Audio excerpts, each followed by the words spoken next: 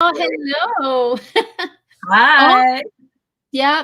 It's giving us a problem in one of the we are live on Facebook, guys. We know you're there. I'm trying to fix a little bit of a hiccup here. Don't worry, we know you're there. It's solved. Hello. Hi. Welcome to the winner's journey. This is life, is a new experience. It's really exciting. So today I have an incredible guest that have been with us before, and she's introducing her incredible new book. For those who have not seen her before, which is doubly, is Dr. JJ Kelly, who is a licensed clinical psychologist and emotional intelligence skills expert, CEO and founder of Unorthodox Inc.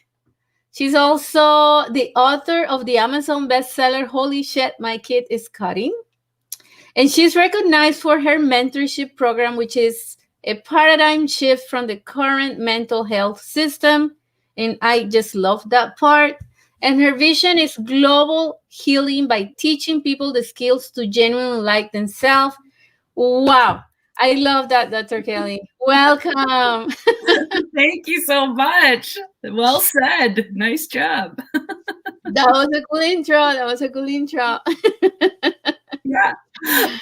Yes, yes. So tell us about yourself briefly. I mean, we've interviewed you before. You've been in Yeah. our show.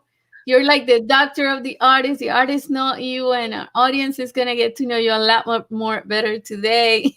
Yeah. I love doing stuff with you because you have this main line into the artist world, and artists and weirdos and musicians and actors and spoken word folks. I have we call ourselves the gifted misfits. So Yes, yes. That's that's people me. that don't fit in. Yeah, exactly. We fit in right there. We fit in right there. Yes. And I think it's kind of it's a privilege to not fit in a society that doesn't make sense in including all people. So I'm happy to be a gifted misfit. And those are the kids and the young adults that I get, adults too, but we're just trying to do our thing and model liking yourself for everybody. That's awesome. Well, tell us about the new book. Well, the new book is the Holy Shit, I'm a Gifted Misfit. Young folks guide to unlock your superpower. Exactly. That's why I was different. That's why I was a rebel. Yeah. Exactly. Yeah, totally. And I used a painter friend of mine's image on here, which actually is in the background as well. But, because we all got to support each other, buy each other's music, buy each other's art, go to each other's performances when it opens up again. So this book is basically my 8-week DBT program in a nutshell. So, DBT is dialectical behavior therapy, and that's where I've derived the emotional intelligence skills training course. I've been teaching DBT since 2004. So it's really easy to convert that. And actually, I've been getting some younger folks like some we have technical difficulties. She'll be back. Don't go anywhere. There she is. We lost you for a few seconds. Okay. I think it's a connection. Something's going on here with the connection. Oh no. We're having connection troubles. Okay. You're back. I hear you. Yeah. Okay, you're back. Cool. We have a lot to share. Yes, I hear you now. Okay. So I was just saying that. Yeah. Should I leave and come back? I don't know. No, it's fine. I hear you. Okay. Well, I was just saying that I actually have been working with some younger folks, younger than I'm used to. I always thought that the emotional intelligence skills should just be taught in high school to get everybody the skills before they get put on all the meds and get the diagnoses and all the acting out and stuff. But I've been seeing some like 10, 11, 12-year-olds lately, and I'm rethinking maybe middle school is where to start them. I don't know. Maybe the earlier the better for getting them some emotional intelligence skills. So Absolutely. And it's going to help so much in their journey if they learn early, right? yes. Yeah. Yes. And then they can find who they are and like who they are and then just do whatever they're meant to do. And if, artists are always sort of like outcasty. Well, Mm-hmm. why can't we just like let everybody be who they are Exactly. and create what they're going to create and give to the Mm-hmm. world be in service to humanity and whatever their unique skill set is. Exactly. And I think that's when the individual gives the most. Like, that's when we bloom. Yes. When we just can freely operate, create, and Yes. and just give, what we have in Yeah. here. When Yeah. we're trying to fit in the mold of what they say or what the parents want you to be, Yes. or what you should be doing because you're in this position or this other, or what you shouldn't be doing because maybe that career is not going to give you enough money, or whatever Right. excuses adults or us, even when we're adults, we make the same mistakes. um that's when we bloom, when we just let go, let Yep. go, trust the Yes. universe, be who you are, create, right? Yes. Yeah. And I was in that mastermind with Marianne Williamson. So I got, she endorsed this book, and she says something that sticks with me, that you can really like feel yourself in flow when you're giving love, receiving love, or in that creative place. That's when you truly feel alive and feel alive as yourself. And Right. I agree with that. I've been thinking that's just been like rolling around in my head a little bit. And there's something about creativity that makes for pure joy. Yeah. Well, it's a creative force. I think it's the strongest. I think it's the strongest emotion or feeling that we can experience, because it's like the closest to our source, I would say, Yeah. right? Yeah. So we can either operate in the surface through our routine and do what I have to do, and these are my goals, and this is what I have to do, and me, or just like dig in and let me get all that wonder that I'm hiding, that I had no idea that I have there. Totally. Right? That sort of, DBT is dialectics. So we've talked about this before, the Venn diagram, like doing and being. Mm-hmm. Whereas you were more like doing, being. Yeah. It's not just about a to-do list. It's not like people, 90 years old on their deathbed are going, oh, thank God I completed that to-do list that day. I Right. think about that a lot. Like, what do I want to be proud of when I'm dying? How I lived my life. It's not going to be returning emails. You know what I'm saying? It's going to be You're like relationships. preaching. It's going to be creativity. You're like preaching to me today. Because I had a week of like deadlines, and I'm like, yeah, this is not something I'm gonna be remembering when I'm there. Yeah. Right? Yeah.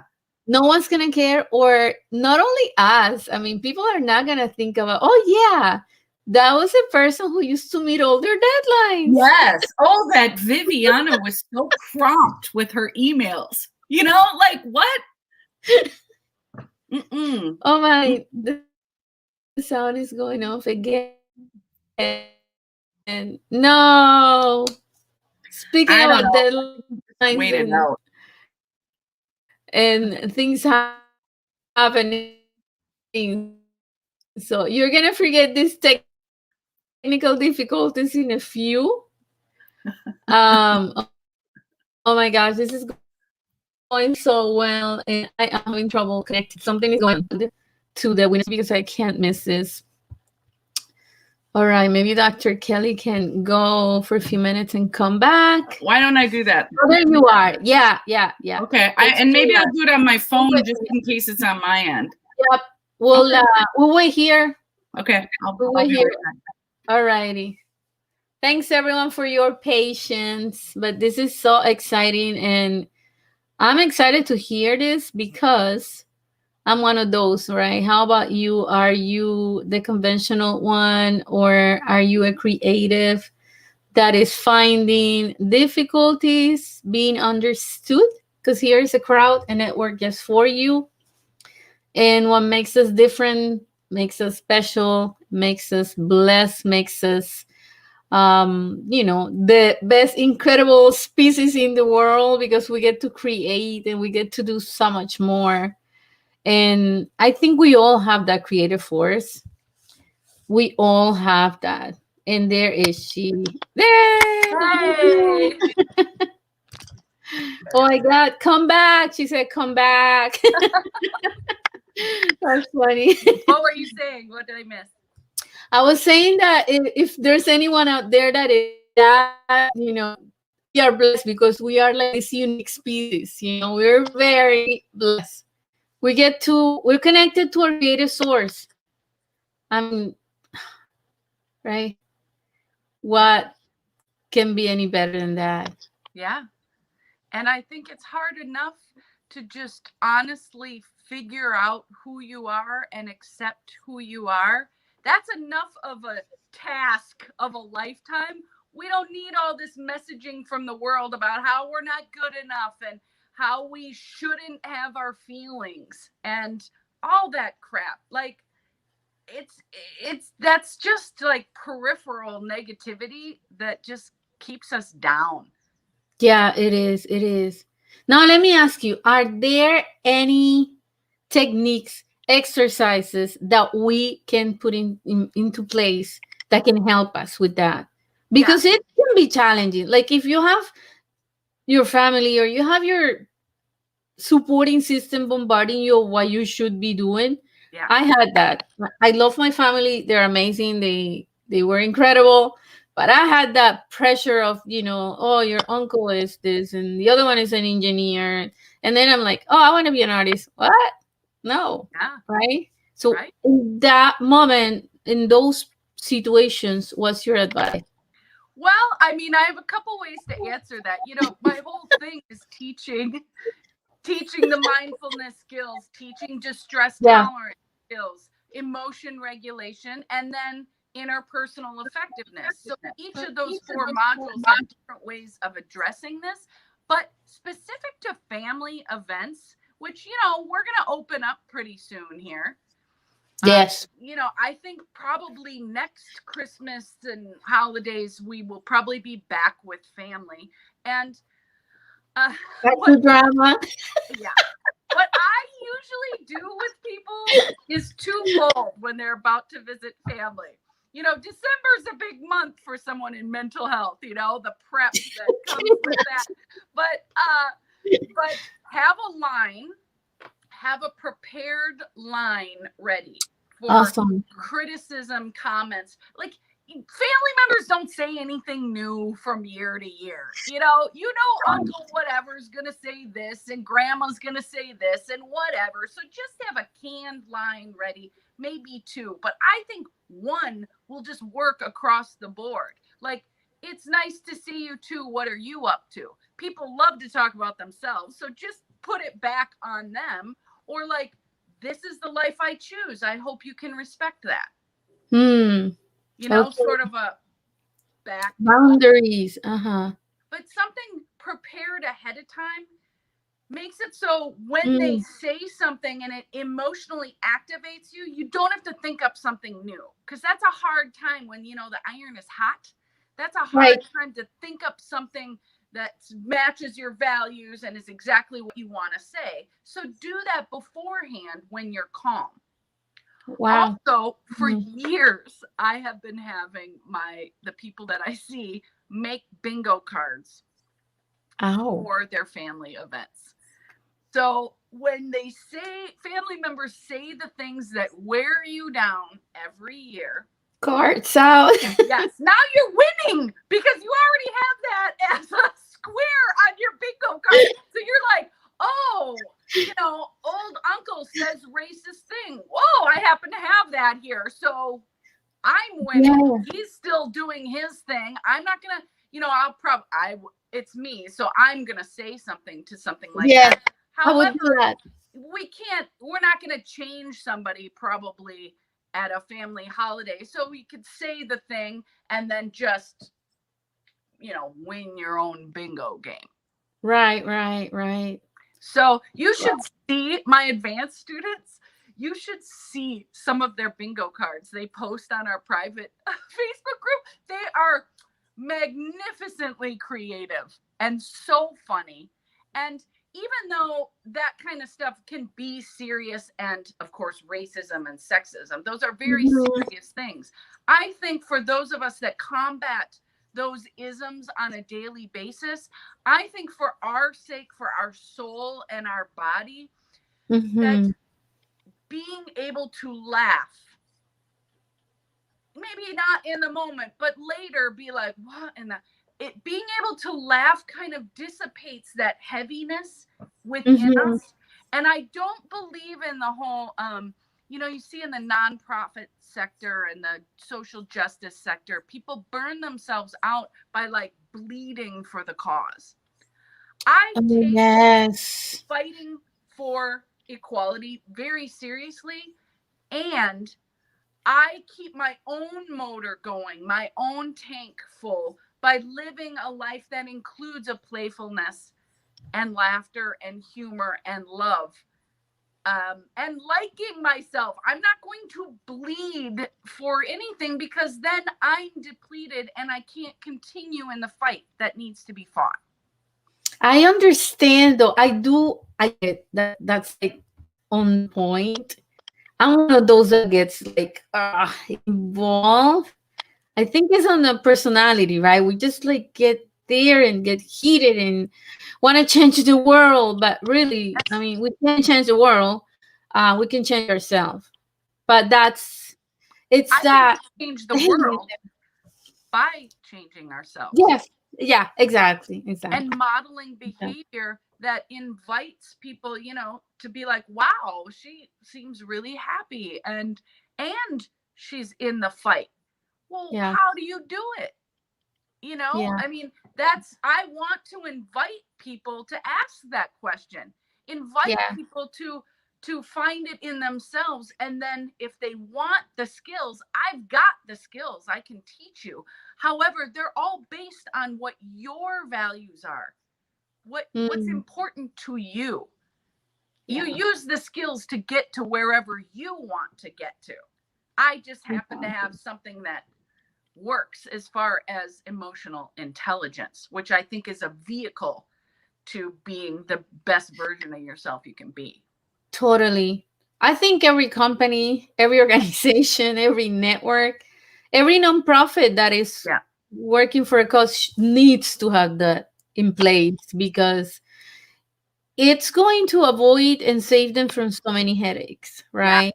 Yes. Because we see that in like protests, and it's very easy for people to get heated and then violence and everything else, it just grows. Yeah. But if we can learn that, I mean, if we could teach the kids in school, what would this world be?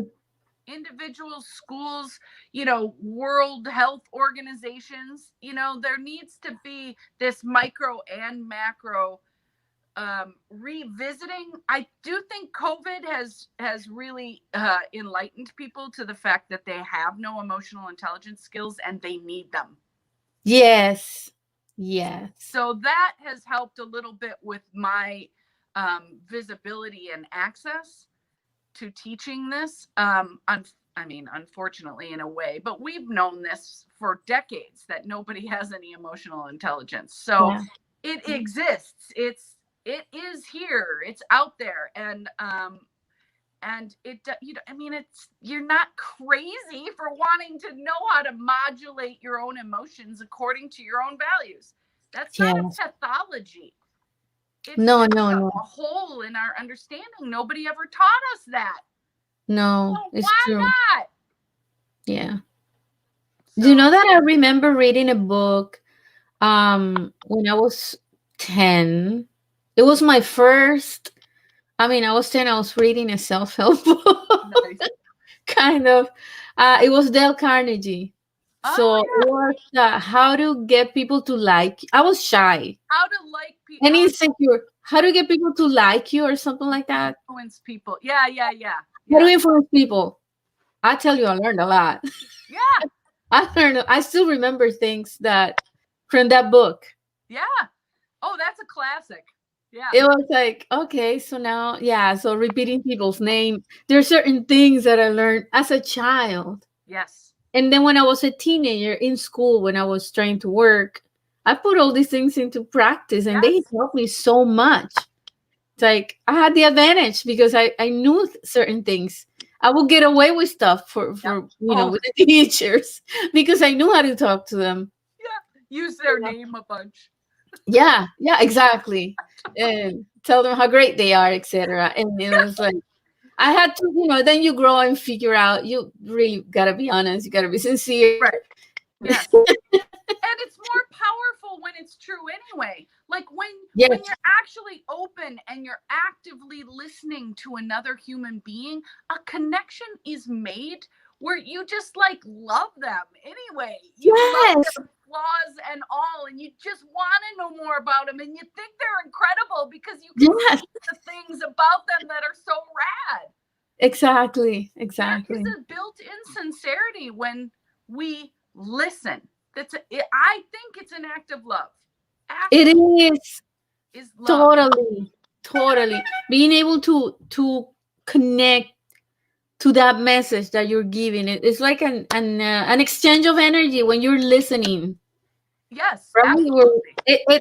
We're always exchanging energy, but I think when you're listening, it's like it's stronger. It's moving fast from heart to heart, right? Yes, I talk about the heart tube. All those years of psychotherapy that I did, and there's something that happens. There's communication that happens that is nonverbal.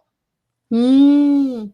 Mm-hmm. And it's we talk about the face and posture and body language, that kind of thing, yes, but there's also something energetic that I don't think has been fully defined yet. You and I feel it a lot when we're Yes, talking, yes, like yes, I can feel like that tingly sort of buoyance that I feel when I know I'm connected to someone that is also connected to source. yes, Like I like you and I together are bigger than either of us apart, kind of that yes, yes. energy. And I don't have that with everyone because I don't have the tolerance to sit there and do that with everyone. Some people are harder than others, but you and I True. have had this from the get-go. Connection. True. It Yeah. is. And that's what's so fun about working with you, because we just have an understanding and we haven't even talked about all the things that we know we feel. Yes, exactly. Oh my goodness, I'm getting some exciting comments here. I have to share them. Okay, I can't see them. So So, Rami says, COVID has taught us life is precious. Be grateful for what we have. Oh, yes, oh yes. yes. Jillian, COVID made people aware and take care of their own mental health. It wasn't even openly discussed here in our country. She's from the Philippines Okay. until the virus came, and that is so true. Yeah, it There's is. In America too. everywhere. Yep. I can't believe this is, we're in 2021 and still people not being able to openly speak about their mental health. Like if you have a heart, something in the heart, you don't feel ashamed of Right. telling people I have to go to the doctor. Right. You don't even have to say it. You just have to Right. take care of yourself. Right. People are like, go to the doc. You broke your leg. You might have broken your leg. Yeah, Go get go, an X-ray. Yeah. go. Right. Right? But We it's don't like doubt it. I've been feeling sad for like a month. Oh shit. Or like Yes. change the subject. Like The thing how is that one. it lacks compassion, and it's because people are anxious. Being truthful about your emotions sometimes triggers a fear in the other person, and then they shut it down, and then you're Mm-hmm. even lonelier than before you opened up to them about your feelings. That has created such isolation on a national and global level, and it in my lifetime, I really want to contribute to breaking that down. Yes, I think it should be. There shouldn't be a second guess, a questioning of should I go or should you go or should I take my child? Because Right. even our kids sometimes need that. There should not be a question. It's like you say, if you break a leg, you don't question yourself about do I go to the hospital to get this fixed or not? Right. But we are sadly still in that position, and I'm so happy that you're out there bringing this awareness. Thanks. And in your books, The next one about narcissism is going to get me in some trouble, I think, but it needs to be oh said. gosh, we had. I'm not gonna say much, but we've had. I think we've witnessed narcissism in so many levels, Agreed. right? 100%. And experience it. Yep. And So different forms of it. That was an epidemic before COVID, by the way. yeah. But it's part of the lack of connection is this misunderstood disorder Yeah. that people suffer from and make other people suffer with. Yes. Yes. Yeah. So a better understanding of that, I think, will help people who suffer from it and because of it. So do you think social media in a way has influenced or is encouraging narcissism? for sure. Yeah. Yeah, for sure. Because it does that whole like mask the facade of the extraordinary out here, hiding away the ordinary instead of that extraordinary, ordinary dialectic that is within all of us in a balanced way. We don't have to hide every one of our flaws. We get to have flaws. We're human beings. And people intellectually understand that, but then look at their behavior. Social media, oh, I woke up this way or whatever. No, you didn't. You make up already? Yes. You did a lot behind the scenes before you made it like, like, Yeah. here I am. Oh, I didn't even do anything. Like, That's It's not not how real. it works. And a lot of people with very vibrant, Instagram pages are depressed behind the scenes. Yes. And That I have witnessed. Yes.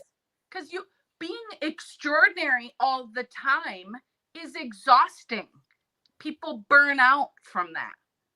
Well, I think we can be on a horizontal line consistently. There's going to be ups and downs, and that's normal. Yes. We all have a baseline. And I think as we expand, our baseline kind of goes up, where we're just cruising along calm, our regular way of being. And of course, emotions make us go off baseline, hopefully not too far. So I'm passionate. I go, yeah, and I come back. yeah. And that can cause trouble too, balance. I do say to myself when those things happen, though, I'm okay, let me do this here. Tune in and fix me. Let me just get that going. Yeah. But it's I think self-care and like meditation, things like that, being quiet and being still and letting ideas come in and emotions process out. I do think that is a way to maintain or even elevate one's daily baseline. Yeah, I think you nailed it there. That I would like in my experience, that's what I would summarize mental health for me is that one. Yeah. It's like being able to come back to my source alone in solitude, silence, uninterrupted communion with God. With God, because I'm a believer, and being able to recharge there, clean up the mess, and go on. I have wondered many times during COVID, how do people that don't know TM transcendental meditation, how are they surviving this? It doesn't have to be TM. For me, I like Yeah. that one, but I've done a bunch of other ones. This one just happens to be the easiest, so Yeah. it's the easiest to stick with. Yeah. But any sort of meditation or quiet, like, how do people survive prolonged stress like this without a daily practice like that? Well, I think Blows my mind. sooner or later we get sick, right? Yeah. There comes Body. cancer and all other, some part of the body breaks, Yeah. absorbing all this stress. Yeah. Yeah. And Yeah. relationships break down as well. I think Sure. that's a way to kind of catch where you're at. If there's a short fuse and everything is this with the people that you love, it's probably Mhm. time for some self-care and quiet and alone time to like put back into the tank. Awesome. Too much A going out long and time. coming in, you know? A long time to put back into the tank. Wow. That's like the message of the day. I would say this is the message of the day, especially for us. Yeah. Who the givers, the teachers, the helpers. Yeah. Yes, we Yeah. need extra. Yes, we do. Yeah. Yeah. And Oh, wow. everyone deserves that, to take care of themselves. Like, don't think of it as selfish or indulgent or any of that. It is necessary Oh, for yes. just getting Yeah. through life. Yes, exactly. The glass of wine or not glass of wine, or the pool or the spa or the massage, whatever it is that helps you. Yes. I, See. yeah, exactly. Oh my goodness, I'm so excited we got to speak to you. Like, I could go on and on and on with I you. know it could go 3 hours. I know. I feel that too. Yeah. So I'm glad we got to meet, and I'm glad that, we have an audience that is watching, Nice. and I hope that, the message came across, because mental health is so, so important. So important. Mhm. And we still have a meeting with the artist. We have to schedule it. So if anyone out there is interested in attending, send me a message and I'll send you the invite. We're meeting with Dr. JJ Kelly and our network of artists, and we just share our feelings. It's private, it's not recorded, and we get to be ourselves and do and say whatever the heck we want. And that's awesome. It's been fun. And I've been so impressed with how people really bring their truth and have courage to bring their, what they're Yes. struggling with, and then bring back their wins the next time. Isn't that awesome? Yes. Exciting. Yes. That's the thing, when you give people the skills that actually work, and then they go try them, now they have their own experiential data, and then they want more. It doesn't have to be this, like, in a room, like, you hate your mother kind of, Freudian crap. Like, it doesn't have to be that. It's coping skills. It's like defining your values. Like, that's what's been so, like, real in our life, I think. Exactly. People have been so real, and that's courageous. It is. I am so, so grateful for them and for you. Yeah, for being there. Absolutely. Thank you. Thank you. Thank you. I want to thank everyone that is watching, and I mean it. Seriously, this is the website for Dr. JJ Kelly. Tune into her website. Check out her book. If you want to have a spot in our next meeting, send me a message and I'll send you the link and invite you for complimentary guests there, so you can meet all of us and the network of artists that we have. Thanks, Dr. JJ Kelly. Thank you so much. You're welcome. Thank you too. It's always good to see you. Thank you. So we are